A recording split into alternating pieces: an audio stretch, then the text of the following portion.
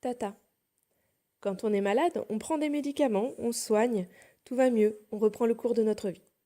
Quand on a un cancer, on prend des médicaments, on se soigne, on va mieux et quelque chose a changé. On n'est plus tout à fait pareil. Donc on doit se reconstruire, retrouver son identité. On ne peut pas faire comme s'il n'y avait rien, comme si rien s'était passé, comme si c'était juste un gros rhume, et comme si on allait mieux. Comme tout changement, ça bouleverse. On ne s'y attend pas. On ne sait pas dans quel sens le prendre. On voudrait le cacher, mais en même temps, on a changé. Donc il faut qu'on exprime ce changement. Le cacher, l'exprimer, quel paradoxe interne. C'est cette espèce d'incohérence, cette espèce de chose à laquelle on n'est pas habitué. Ce changement, ça nous perturbe. En ce moment, on le voit. On le voit chez toi. Tu exploses. Tu aimerais continuer à pouvoir être là pour les autres. Et parallèlement, tu cesses de dire qu'on ne sait pas ta fatigue, qu'on ne s'en rend pas compte.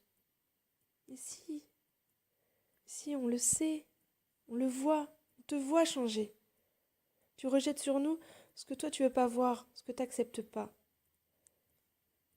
Tata, t'es pas une cancéreuse, t'es quelqu'un qui est en reconstruction. Toutes les quêtes d'identité sont semées de doutes, de peur, d'incertitude.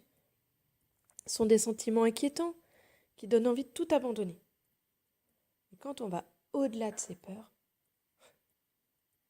la vie est tellement belle. N'aie pas peur de qui tu es, qui tu seras.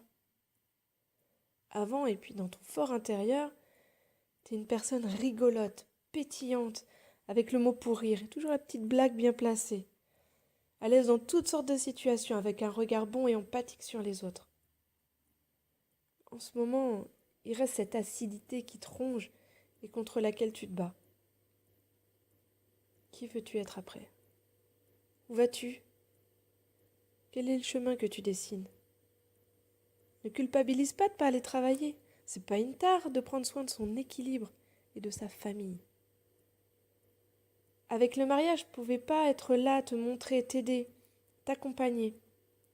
Je sais que ta transformation physique, elle a commencé par l'ablation de ton utérus. Ça se voit pas car c'est à l'intérieur. Et puis elle a continué avec ta perte de cheveux, qui t'a beaucoup affecté. Tu la tenais dans tes mains, cette putain de maladie. Tu ne pouvais plus la cacher. D'accord, il y a des choses qu'on ne peut pas connaître tant qu'on ne les a pas vécues. Mais aujourd'hui, j'aimerais te dire, te montrer à quel point je comprends. Aujourd'hui, je voudrais que tu comprennes que t'es pas seule, que je suis là. Je t'aime, ma reine.